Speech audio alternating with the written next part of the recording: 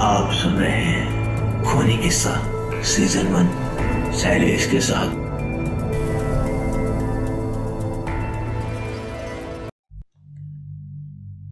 वो लड़का करीब 9 साल का, गोल मटोल चेहरे वाला, एक फटी सी कमीज और घुटनों तक आती हुई गंदी सी पतलून पहने हुआ था। उसके एक हाथ में हाथ भर की छड़ी और दूसरे हाथ में छोटी सी गेंद थी, जिसे घुमाते हुए वो महेश को रहस्यमयी निगाहों से घूरते जा रहा था। विमल एक बारगी फिर चिल्लाया, अबे बहरा है क्या? जरा इधर तो आ। इतना सुनते ही लड़के ने अपनी नजरें महेश से हटाई और अपने छोटे छोटे कदमों से दौड़ते हुए विमल के पास आ पहुंचा। विमल ने झुककर उससे पूछा, छोटे उस्ताद, जरा ये तो बताओ, जंगल के दूसरी तरफ जो झील है, वहां तक जाने का रास्ता किधर से है? लड़के ने विमल की बात सुनी और फिर पलटकर महेश की तरफ देखा और फिर नजरें घुमा ली और विमल को रास्ता बताने लगा। महेश की तो जैसे आधी सांस ऊपर और आधी सांस नीचे ही अटक गई थी। उसके मुंह से बोल भी नहीं निकल पा रहा था। उसे तो ये तक समझ नहीं आ रहा था कि ये हकीकत है या सपना। आखिर ऐसा कैसे हो सकता है? जिस लड़के को उसने सपनों में देखा था, वो साक्षात सबके सामने खड़ा था और तो और विमल से बात भी कर रहा था। एक पल के लिए उसने ये सब भ्रम समझकर निकालना चाहा, लेकिन डर फिर भी उसके मन में बना रहा। अपनी बात पूरी करके वो लड़का दाईं ओर सरपट भागा और पेड़ों के पीछे जाकर ओझल हो गया। विमल उठा और जोर से बोला, महेश, हे महेश, कहाँ खो गया है? चलना है कि सारी रात यहीं बिता देना है? महेश जैसे नींद से जागा और करते हुए विमल के पीछे चल पड़ा। उसने इस बात का जिक्र किसी से नहीं किया। उसने सोचा जरूर ये उसके मन का वहम ही होगा, जो उसे अपने सपने के पात्र हर जगह दिख रहे हैं। विमल बड़बड़ाते हुए कहता जा रहा था, देखो भाई, उस छोकरे ने ये बताया है, ये जो सीधी पगडंडी गई है, ये आगे जाकर एक छोटे से गांव में खत्म होती है, जहां सिर्फ 8-10 नाम के ही घर हैं। वहां पर आगे झील का पता चल जाएगा। इतना कहकर सब जन तेजी से आगे बढ़ चले। गांव पहुंचते पहुंचते रात काफी गहरी हो चली थी और चंद्रमा सर के ऊपर आ चुका था और आसमान में पूरी तरह से अंधेरी छटा छाई हुई थी। अगर रोशनी का इंतजाम ना होता तो हाथ को हाथ तक सुझाई न देता। बड़ी मुश्किल से चारों जंगल से निकलकर गांव के मुहाने पर पहुंचे। जरा सा अंदर झांकने पर एक कुआं दिखाई दे रहा था और उसके मुंडेर पर कोई इंसानी शरीर बैठा हुआ था। विमल ने बाकी तीनों से कहा, ऐसा करो, तुम यहीं रुको, मैं वहां से झील का पता पूछकर आता हूं। इतना कहकर विमल कुएं की तरफ चल पड़ा। नजदीक पहुंचकर जब उसने गौर से देखा तो उसका कलेजा उसके मुंह को आ गया। उसकी आंखों के ठीक सामने कुएं के मुंडेर पर कोई 24 साल की एक अत्यंत सुंदर युवती बैठी हुई थी, जिसकी पीठ विमल की तरफ थी।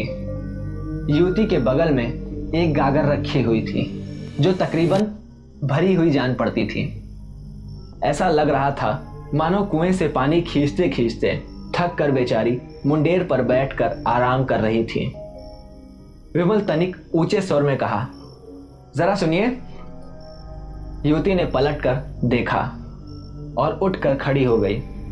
तब विमल ने उसे सर से पांव तक गौर से देखा। वो तकरीबन 6 फुट के करीब थी।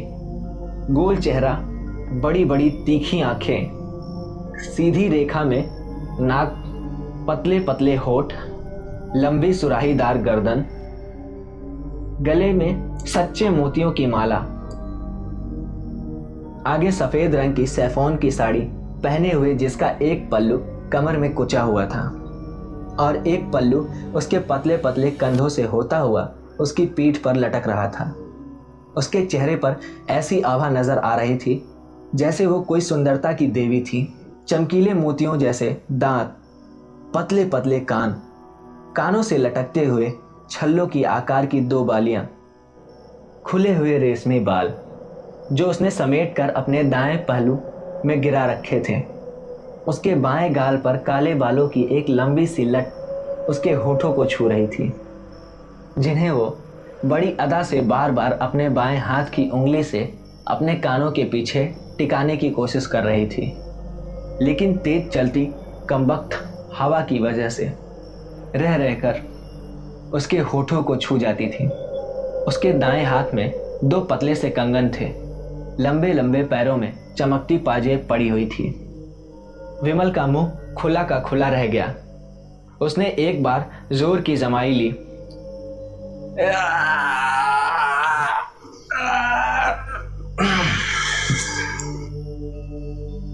क्या आप ठंडे पानी की झील का पता बता सकती हैं? युवती ने कहा, क्या इस गांव में आप नए आए हो बाबूजी? विमल जल्दी से बोला, हाँ हाँ, और मेरे कुछ दोस्त झील तक जाना चाह रहे थे, लेकिन इधर का रास्ता भटक गए। सुंदरी इतना कहकर अपने दोनों हाथ जोड़ लिए और तनिक सर नवा के बोला, कृपा कर हमें झील तक का रास्ता बता दीजिए। युवती जरा मुस्कुराई और बड़ी अदा से चलते हुए विमल के पास पहुंची और बोली, बाबू साहब, झील तो यहाँ से बहुत दूर है और इस गांव का माहौल ऐसा नहीं है कि आप लोग यहाँ ठहर सकें। विमल सर झुकाए हुए ही बोला, देवी जी आप चिंता न करें, आप रास्ता बता दें, हम चले जाएंगे। वैसे विमल तनिक शरारती अंदाज में बोला, अगर आप चलना चाहें तो चल सकती हैं। युवती तनिक इठलाकर बोली, बाबू साहब, रात काफी हो गई है और ठंड भी ज्यादा है, और आगे जो पगडंडी गई है वो काफी ज्यादा घनी है। मेरी मानिए तो यहाँ से कुछ कदम आगे पगडंडी के छोर पे एक जर्जर हवेली खड़ी है जो काफी सालों से बंद पड़ी है। मेरे बाबा वहीं चौकीदार का काम करते हैं। आप लोग चाहें तो रात भर वहां रुक सकते हैं। उसके इतना कहते ही विमल ने शरारती अंदाज में कहा, क्या आप भी हमारे साथ रुकेंगी? युवती ने विमल को नजरअंदाज करते हुए महेश से कहा, आइए इस तरफ। इतना कहकर वो आगे आगे चल पड़ी। एक कमर पर छोटी गागर टिकाए जब वो आगे को चली तो उसकी चाल देख विमल का कलेजा मुंह को आ गया। वो उसके पीछे पीछे एक पालतू जानवर की तरह खिंचता चला गया। लगभग कुछ कदम आगे जाकर जिस कच्ची सड़क पर वो चल रहे थे उसकी दोनों तरफ की झाड़ियां गहरी होती जा रही थीं और कद में लंबी होती जा रही थी। हालांकि आसमान से काले बादल छट चुके थे और चांद अपनी चांदनी छटाक पूरे रास्ते पर बिखेरे पड़ा था। ऐसा लग रहा था मानो हल्की सी चमकीली रोशनी ने जगमग सी चादर बनाकर आकाश में ओढ़ लिया हो। लेकिन इतना कुछ होने के बावजूद माहौल में एक अजीब सा डर फैला हुआ था। हालांकि वहां चारों ओर ज्यादा ऊंचे पेड़ नहीं थे, लेकिन फिर भी आसपास की झाड़ियां इस कदर लंबाई हुई थी जैसे आसमान आती चांदनी को रोक कर उस पूरे वातावरण को काली रात के अंधेरे में गर्त कर देना चाहती हो। महेश, महिपाल और नरेंद्र सहमे सकुचाए उस सुंदर युवती के पीछे चले जा रहे थे, किंतु विमल अपनी सुध बुध खोए उसके पीछे दीवानों की तरह चला जा रहा था। वे अभी थोड़ी आगे बढ़े ही थे कि महेश के कानों में कल कल करती हुई पानी की आवाज आई। महेश ने पूछा, क्या हम पहुंच गए? युवती ने कहा, हाँ बाबू साहब, वो सामने देखो जहां 2 मसाले जलते हुए दिख रही हैं, वही है हमारे राजा साहब की हवेली। जहां हमारे बाबा चौकीदार हैं। महेश ने एक अनमनी नजर हवेली पर डाली और मुंह बिचकाते हुए बोला, ये तो काफी खंडहर है। तभी विमल बोला, इससे सुंदर हवेली मैंने आज से पहले कभी नहीं देखी। महेश ने गौर किया। विमल की नजरें हवेली पर नहीं, उस युवती पर थी। ऐसा लग रहा था जैसे वो आंखों ही आंखों में उसे हजम कर जाना चाहता हो। महेश ने विमल के पेट पर एक कोहनी मारी। हमें सिर्फ यहाँ रात गुजारनी है, किसी की सुंदरता का बखान नहीं करना है। अब चलो। युवती ने कहा, बाबू साहब, आप लोग बहुत थक गए होंगे। हवेली का दरवाज़ा खुला हुआ है, आप लोग चल के आराम करिए, तब तक हम आपके खाने की व्यवस्था कर देते हैं। वो जैसे ही जाने को मुड़ी, विमल तत्काल बोला, वापस तो आओगी ना? युवती अपना निचला होठ दबाकर धूर्त भाव से हंसी और बोली, हाँ बाबू साहब, आऊंगी। और उसने विमल की तरफ एक ऐसी दिलकश मुस्कान फेंकी कि उसका दिल बाग बाग हो गया और फिर कमर मटकाती हुई वहां से चली गई। विमल ने महेश की तरफ देखा तो पाया कि वो उसे बड़ी कड़ी नजरों से घूर रहा था। विमल सकपकाया और बड़े प्रेम भाव से बोला, अरे मेरे भोले भाई, यहाँ इतने डरावने माहौल में और तेरी इस मनहूस दिक्कत में थोड़ी मस्ती तो चलती है। महेश कुछ न बोल पाया और पैर पटकते हुए हवेली की तरफ चल दिया। पीछे पीछे नरेंद्र और महिपाल विमल को टोकाते हुए उसे चिढ़ा रहे थे। नरेंद्र बोला, वाह रे विमल बाबू, तुम तो खिलाड़ियों के खिलाड़ी निकले। इतनी दूर इतने घने जंगल में भी अपनी दिलजोई का सामान भी ढूंढ ही लिया। विमल जरा शर्माया। पीछे से महिपाल बोला, भाई नरेंद्र, अपना विमल तो शहर में भी इसीलिए ही मशहूर है। औरतों को रिझाने में इनका कोई हाथ नहीं पकड़ सकता। विमल और जोर से शर्माया और बोला, अब बस भी करो तुम लोग, वो तुम्हारी होने वाली भाभी है। तभी महेश गला फाड़ कर चिल्लाया, तुम तीनों रात भर वही महफिल जमाना और मेरी पूरी छुट्टी का मजा किरकिरा कर देना। विमल बोला, रुको भाई, हम भी आ रहे हैं। चारों हवेली के दरवाजे तक आ पहुंचे। तब तक रात काफी गहरी हो चुकी थी और पानी की जो कल कल करती हुई आवाज आ रही थी वो भी आनी बंद हो चुकी थी। चारों तरफ गहरा सन्नाटा पसरा हुआ था। ऐसा लग रहा था जैसे वे कब्रिस्तान में खड़े हैं।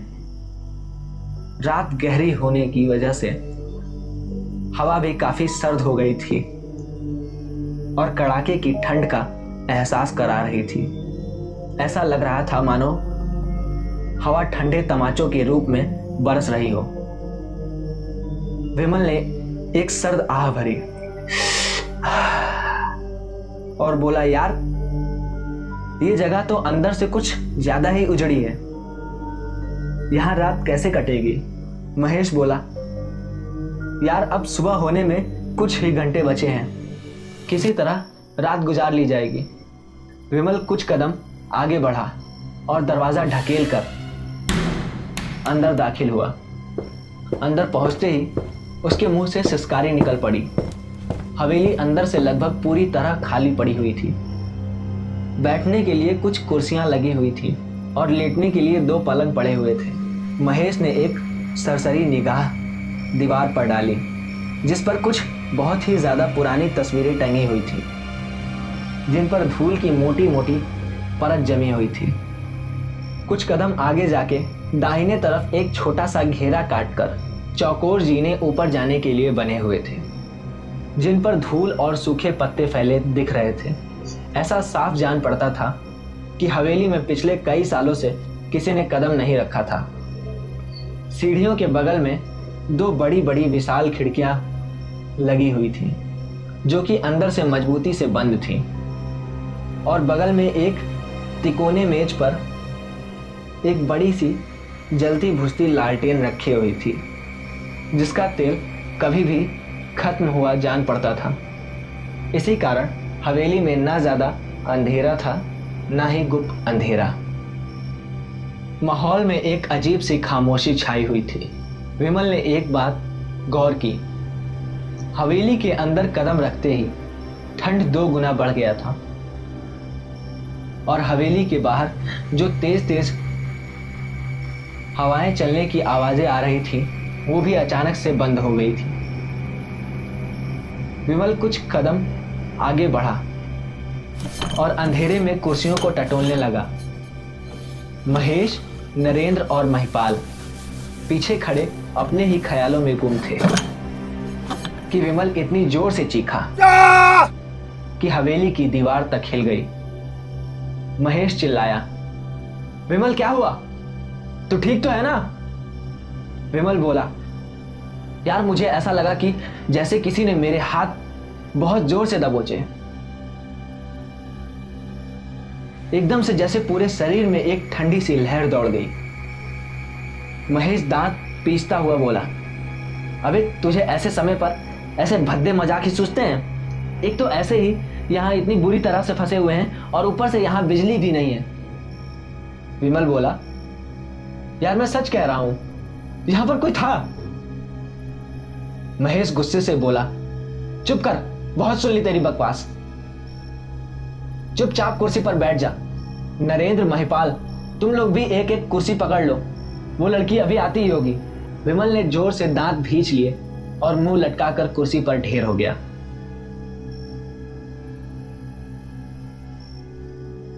तभी चौखट के पास किसी के पैरों की धप धप चलने की आवाज आई। विमल ने पीछे मुड़कर देखा तो पाया कि कुएं वाली युवती हाथ में खाने का सामान लेकर अंदर चली आ रही थी। विमल दौड़कर उसके पास पहुंचा और बोला, लाओ थोड़ा सामान मुझे दे दो, मैं ले चलता हूं।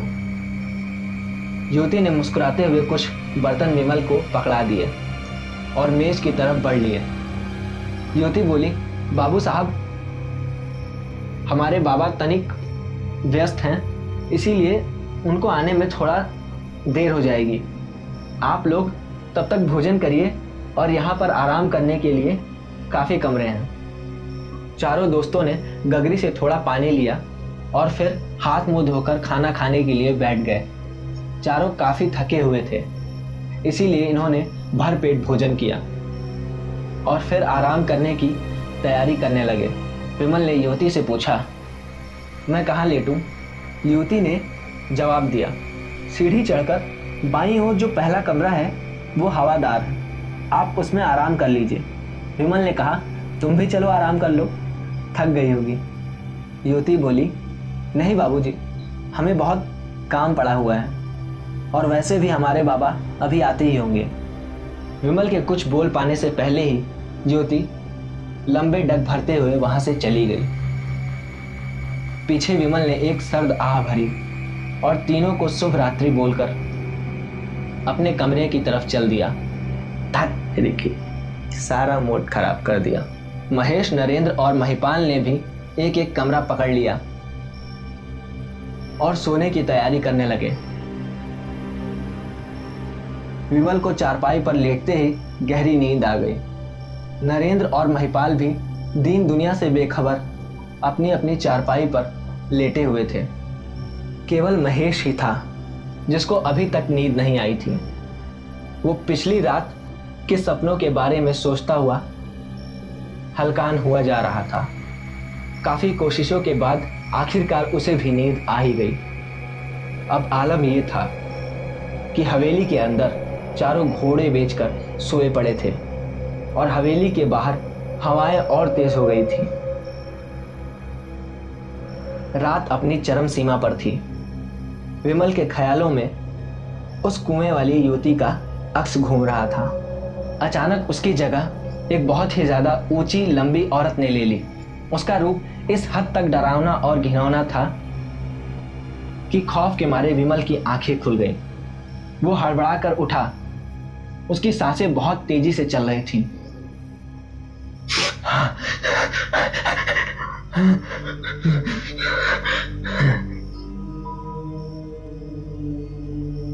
माथे पर पसीने की कुछ बूंदें चुहचुहा आई।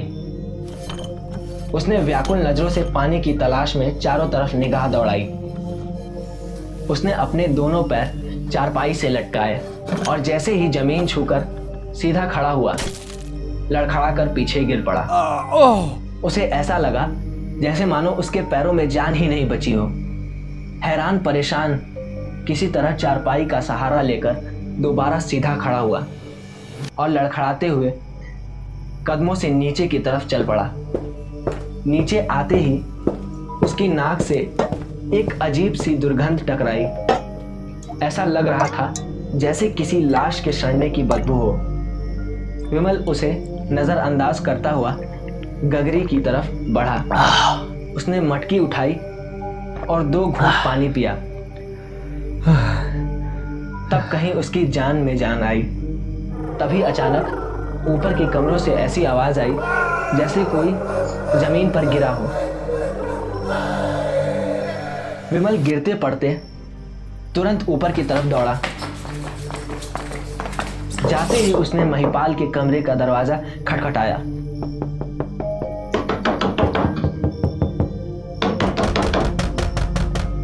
कोई जवाब न पाकर उसने दरवाजे को जोर जोर से पीटना शुरू कर दिया।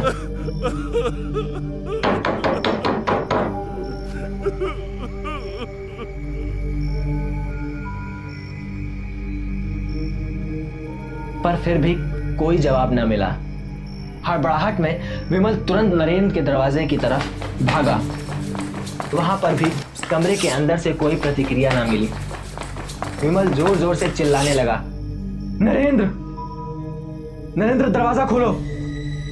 तभी अचानक उसकी नजर नीचे अपने पांव की तरफ गई, जो पूरी तरह से गाढ़े खून से सना हुआ था। उसने देखा कि खून की एक बड़ी सी धारा नरेंद्र के कमरे से बहकर आ रही थी। विमल ने तुरंत घबराकर महिपाल के कमरे की तरफ देखा। वहां भी यही हाल था। विमल ने तुरंत महेश के कमरे की तरफ दौड़ लगाई तो पाया कि दरवाजा खुला हुआ था और महेश अपनी चारपाई से गायब था। विमल की हालत ऐसी हो गई थी जैसे उसे लकवा मार गया हो। उसके दिमाग ने पूरी तरह से काम करना बंद कर दिया। उसका जी चाह रहा था कि अपना सर पकड़कर जोर जोर से चीखे। उसके चेहरे पर आंसुओं की 2 मोटी बूंदें लुढ़क गई। उसका जी चाह रहा था कि अपना सर पकड़कर जोर जोर से चीखे। उसके चेहरे पर आंसुओं की 2 मोटी बूंदें लुढ़क गईं। उसका बलिष्ठ शरीर सूखे पत्ते की तरह फड़फड़ा कर रह गया हो। ऐसा लग रहा था मानो उसके जिस्म से खून की एक एक बूंद निचोड़ ली गई हो। उसी हालत में वो कमरे से बाहर निकला और गलियारे में जोर जोर से महेश का नाम पुकारने लगा। महेश, महेश, महेश, कहां हो तुम? महेश! अचानक से महेश की आंख खुली। वो चौंक कर उठा तो उसे बहुत ही धीमी लेकिन एकदम साफ बच्चे की रोने की आवाज सुनाई दी। उसे वो आवाज जानी पहचानी सी लगी। उसने चप्पल पहने और कमरे से बाहर निकला तो पाया कि गलियारे में एकदम गुप्त अंधेरा था और गलियारे के दूसरी छोर से आवाज आ रही थी। पहले उसने सोचा कि विमल को जगा दूं, लेकिन फिर सोचा विमल ऐसे ही उसका मजाक बनाता रहता है, खामखा और भड़क जाएगा। महेश भारी कदमों से चलता हुआ आवाज की दिशा में बढ़ने लगा। एकदम अंत में उसने पाया कि वहां एक छोटा सा कमरा था जिसका दरवाजा थोड़ा सा खुला हुआ था। उसने धीरे से दरवाजा खोला तो अंदर का नजारा देखते ही उसके होश फाख्ता हो गए। अंदर एक तकरीबन 8 से 9 साल का बड़ी घिनौनी शक्ल वाला बच्चा बैठा रो रहा था और ठीक उसके पीछे लिलित खड़ी थी।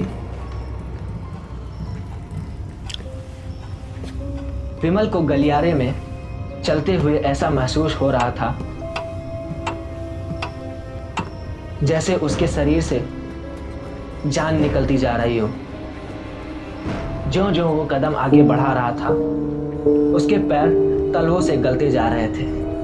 आंखों से खून की एक मोटी सी धारा फूटकर चेहरे को तेजाब की भांति जलाते हुए नीचे गिरती जा रही थी। विमल असहाय सा मदद की आस लगाए हुए आगे बढ़ता जा रहा था कि उसके कमर के नीचे का हिस्सा तेजी से गल गया। विमल निढाल सा फर्श पर पड़ा अपना दायां हाथ जमीन पर रखे अपना बायां हाथ हवा में उठाकर जैसे ही जोर से चीखा,